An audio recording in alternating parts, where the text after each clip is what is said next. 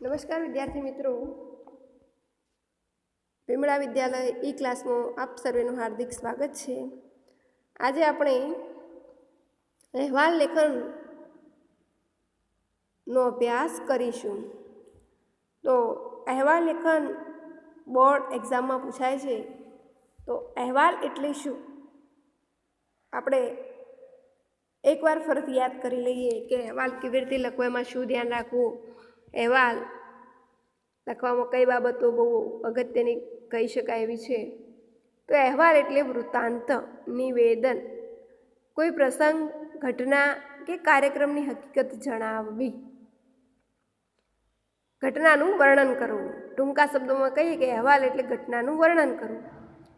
અહેવાલ વાંચવાથી જે વાંચે છે, અહેવાલ વાચકને આખા કાર્યક્રમ કે ઘટના વિશેની સાચી અને મહત્વની વિગતો અહેવાલ ઉપરથી મળી શકે. આ અહેવાલ કેવી રીતે લખાય તે વિગતે સમજીએ. અહેવાલ સંપૂર્ણપણે તટસ્થ આલેખન હોય છે.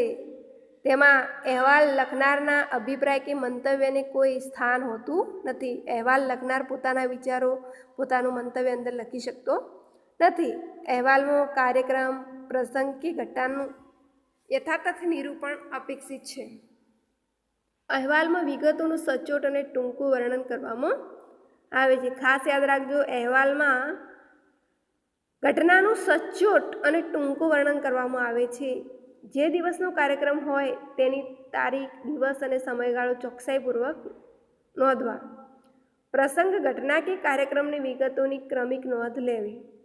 અગત્યની વિગતો ચૂકી ન જવાય તેની કાળજી રાખવી. જો કોઈ મુખ્ય વક્તા હોય, તેમના વ્યાખ્યાનમાં જણાયેલી મહત્વની સારરૂપ વિગત હોય તો એ અવતરણ રૂપે લખી શકાય. અહેવાલની ભાષા અને સાહિત્ય રૂપો કરતાં અલગ હોય છે, તેનું ખાસ ધ્યાન રાખવું. પરિચિત શબ્દો ધરાવતી સાદી અને સરળ ભાષા હોવી જોઈએ. અલંકારવાળી ભાષાનો ઉપયોગ ટાળવો. આવશ્યકતા અનુસાર 2 કે 3 ફકરાની અંદર અહેવાલ સમાઈ જવો જોઈએ. બિનજરૂરી લંબાણ, વારંવાર પુનરાવર્તન અહેવાલમાં ન આવવું જોઈએ. સામાન્ય રીતે અખબાર કે સામાયિકમાં અહેવાલ પર હેડલાઇન હોય છે, પરંતુ અહીં તમારે સચોટ સાચું શીર્ષક પ્રયોજવું. તમારી શાળામાં કોઈ કાર્યક્રમ થાય કે ક્યાંય તમે મુલાકાતે ગયા હો તો તેનો અહેવાલ લખી શકો છો. અહીંયા આપણે જે અહેવાલ લખવાનો છે, તમારી શાળામાં યોજાયેલ સ્વચ્છતા અભિયાન કાર્યક્રમનો અહેવાલ આશરે 100 શબ્દોમાં લખો. તો અહેવાલ છે, આપણે સ્વચ્છતા અભિયાન વિશેનો અહેવાલ લખવાનો છે. તો વિદ્યાર્થી મિત્રો, અહેવાલ લખતી વખતે કઈ બાબત ખાસ ધ્યાન રાખવાની? એક, સ્થળ અને સમય, એટલે કે તારીખ અને સ્થળ. કોઈ ઘટના હોય તો કયા દિવસે બની હતી ઘટના, કઈ તારીખે થઈ હતી, કઈ જગ્યાએ થઈ હતી. આપણે મનમાં એવો પ્રશ્ન થાય ને કે ભાઈ આ વાત સાચી છે, પણ કયો અને ક્યારે થઈ હતી? તો અહેવાલની અંદર તારીખ અને સ્થળ બહુ અગત્યનું છે. ટાઇટલ આપવું ખૂબ અગત્યનું છે. આપણે સ્વચ્છતા અભિયાનનો અહેવાલ લખીએ છીએ તો સ્વચ્છતા અભિયાન એનું શીર્ષક આપ્યું છે. તારીખ 24/12/2019, વિમળા વિદ્યાલય ગઢ. પ્રજાને સ્વચ્છતા પ્રતિ જાગૃત કરવા ગુજરાત સરકારે નિર્મળ ગુજરાત અભિયાનની ઘોષણા કરી. પ્રજાને સ્વચ્છતા પ્રતિ જાગૃત કરવા, સ્વચ્છતાનું શું મહત્વ છે એના વિશે જાગૃત કરવા ગુજરાત સરકારે નિર્મળ ગુજરાત અભિયાનની ઘોષણા કરી. ગુજરાતની અનેક શાળાઓ, કોલેજો, છાત્રાલયો તેમજ અનેક સેવાભાવી સંસ્થાઓએ આ અભિયાનને સહર્ષ વધાવી લીધું અને સૌ અભિયાનમાં જોડાઈ ગયા. તારીખ 22/12/2019ના દિવસે વિમળા વિદ્યાલયના ડાયરેક્ટર સાહેબ શ્રી શિક્ષકો તથા વિદ્યાર્થીઓના સહકારથી નિર્મળ ગુજરાત પર આધારિત સ્વચ્છતા અભિયાન શરૂ કર્યું. આગળના દિવસે એક શિક્ષકની સાથે 10 વિદ્યાર્થીઓની ટીમ તૈયાર કરી દીધી હતી અને દરેક ટીમે શું કામ કરવાનું છે તેની પણ માહિતી આપી દેવામાં આવી હતી. શાળાના પ્રાંગણમાં સાવરણો, પાવડા, રંગ, પીંછી વગેરે સાધનો ગોઠવ્યા હતા. સવારના 8 વાગે સૌ પ્રથમ શાળાના આચાર્યશ્રી હાથમાં સાવરણો લઈ પ્રાંગણને સાફ કરવાની શરૂઆત કરી હતી. એ પ્રમાણે કોઈ ટીમે શાળાના ઓરડાની સફાઈ કરી તો કોઈ ટીમે મળીને શાળાની દિવાલો સાફ કરી. જ્યાં જરૂર જણાય ત્યાં આછો પાતળો રંગ પણ લગાડ્યો.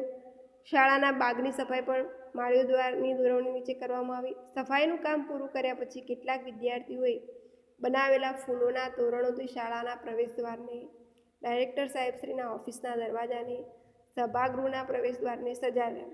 થોડી વારમાં વિદ્યાર્થીઓ હાથ પગ ધોઈને સ્વચ્છ ગણવેશમાં સજ્જ થઈને સભાગૃહમાં આવી પહોંચ્યા.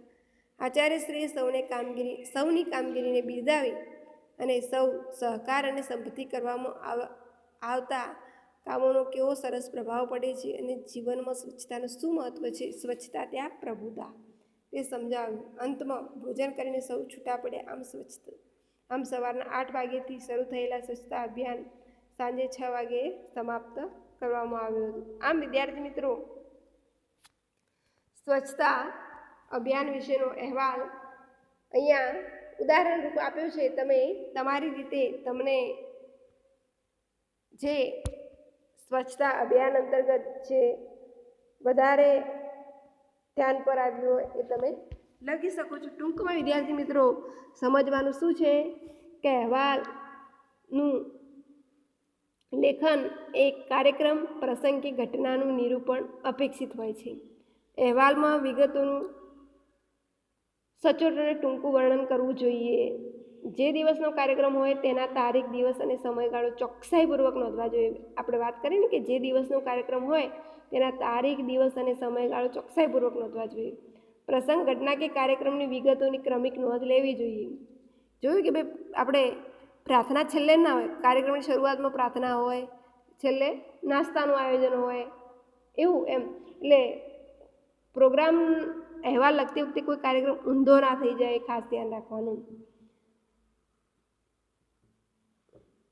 ભાષા આપણી સાદી અને સરળ હોવી વધારે જરૂરી છે.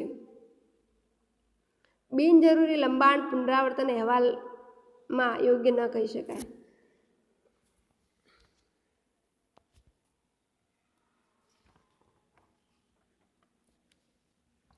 બીજો એક અહેવાલ આપણે જોઈએ તો તમારી શાળાઓના વિદ્યાર્થી ગુજરાત બોર્ડમાં પ્રથમ નંબરે આવ્યો છે તો એના સન્માનમાં શાળામાં યોજાયેલ સમારંભનો અહેવાલ આશરે 100 શબ્દોમાં લખો. તો સન્માન સમારંભ તારીખ 30/6/2020 વિમળા વિદ્યાલય ગઢ. તારીખ 28/6/2019નો દિવસ શાળા માટે ગૌરવનો હતો. અમારી શાળાની વિદ્યાર્થીની મકવાણા રીતુ ગુજરાત બોર્ડની 10મા ધોરણની પરીક્ષામાં પ્રથમ ક્રમાંકે આવી હતી. તે માટે શાળાએ સન્માન સમારંભ રાખ્યો હતો. સૌ વિદ્યાર્થીઓ સાથે મળીને આચાર્ય તથા શિક્ષકોના માર્ગદર્શન હેઠળ શાળાને ફૂલોથી શણગારી હતી. સન્માન સમારંભના કાર્યક્રમમાં ગુજરાત રાજ્યના મુખ્યમંત્રી તથા શિક્ષણ મંત્રી ખાસ ઉપસ્થિત રહ્યા હતા. સૌપ્રથમ શાળાની વિદ્યાર્થીનીઓ સરસ્વતી વંદનાનું ગાન કર્યું. ત્યાર પછી આચાર્ય, મુખ્યમંત્રી તથા શિક્ષણ મંત્રીનું સ્વાગત કર્યું અને પુષ્પગુચ્છથી તેમનું અભિવાદન કર્યું. શાળાનો પરિચય આપતા આચાર્ય એ વિદ્યાર્થિનીની સિદ્ધિઓને બિરદાવી. મુખ્યમંત્રીના વરદ હસ્તે શાળાની વિદ્યાર્થીને શાળા તરફથી પારિતોષિક અર્પણ કરવામાં આવ્યું અને શિક્ષણ મંત્રીના હસ્તે પુષ્પગુચ્છ અને સ્કોલરશીપનો ચેક પણ અર્પણ કરવામાં આવ્યો. આમ નંબર મેળવનાર વિદ્યાર્થીનું સન્માન કરવામાં આવ્યું અને આ કાર્યક્રમ આનંદ ઉલ્લાસથી પૂર્ણ કરવામાં આવ્યો. આમ અહેવાલની અંદર જે ઘટના, પ્રસંગ છે એનું ટૂંકું અને સચોટ આલેખન કરવું જોઈએ. આ રીતે બોર્ડ એક્ઝામની અંદર ગમે તે અહેવાલ પૂછાય પણ અહેવાલ છોડવો નહીં. અહેવાલની અંદર જોડણીની ભૂલ ન થાય એનું ખાસ ધ્યાન રાખવું. સાદી સરળ ભાષાની અંદર અહેવાલ લખવાનો.